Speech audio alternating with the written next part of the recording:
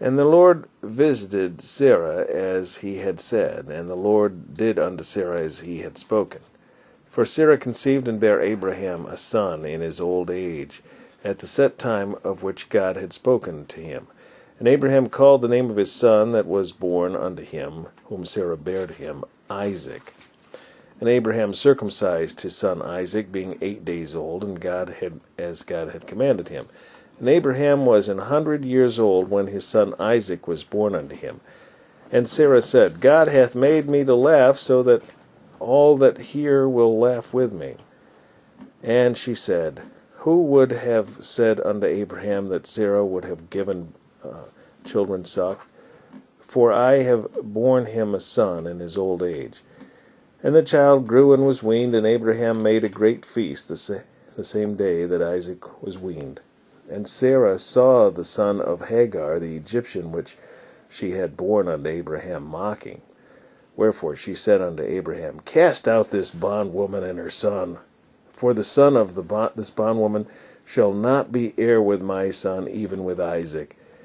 And the thing was very grievous in Abraham's sight because of his son.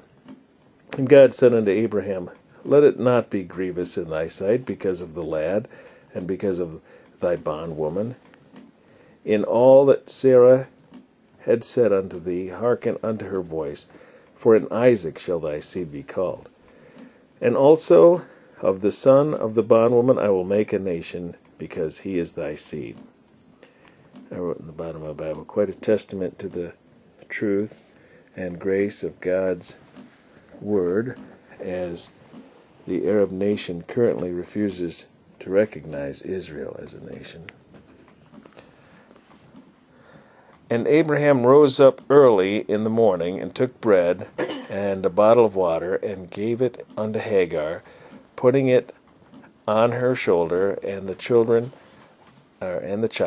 and sent her away. And she departed, and wandered in the wilderness of Beersheba. And the water was spent in the bottle, and she cast the child under one of the shrubs. And she went and sat her down over against him a good way off, and as it were a bowshot, for she said, Let me not see the death of the child. And she sat over against him, and lifted up her voice, and wept. And God heard the voice of the lad, and the angel of God called to Hagar out of heaven, and said unto her, What aileth thee, Hagar? Fear not, for God hath heard the voice of the lad, where he is. Arise, lift up the lad, and hold him in thine hand, for I will make him a great nation. God opened her eyes, and she saw a well of water, and she went and filled the bottle with water, and gave the lad drink. And God was with the lad, and he grew, and dwelt in the wilderness, and became an archer. And he dwelt in the wilderness of Paran, and his mother took him a wife out of the land of Egypt. And it came to pass at the time that Abimelech and Philcol, the chief captain of the host, spake to Abraham, saying, God is with thee in all that thou doest. Now therefore swear unto me here by God, that thou wilt not deal falsely with me, nor my son, nor with my son's son, but according to the kindness as I have done unto thee, thou shalt do unto me, and to the land wherein thou hast sojourned. And Abraham said, I will swear. And Abraham reproved Abimelech, because of the well of water which Abimelech's servants had violently taken away. And Abimelech said, I wot not who hath done this thing.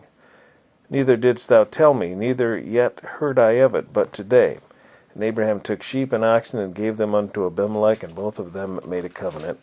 And Abraham set 7 ewe lambs of the flock by themselves. And Abimelech said unto Abraham, What mean these 7 ewe lambs which thou hast set by themselves? And he said, For these 7 ewe lambs shalt thou take of my hand, that they may be a witness unto me, that I have digged this well. Wherefore he called that place Beersheba, because there they swear, both of them.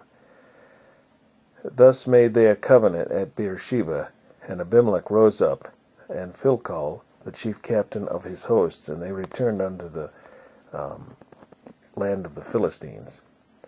And Abraham planted a grove in Beersheba, and called there on the name of the Lord, the everlasting God. And Abraham sojourned in the Philistines' land many days.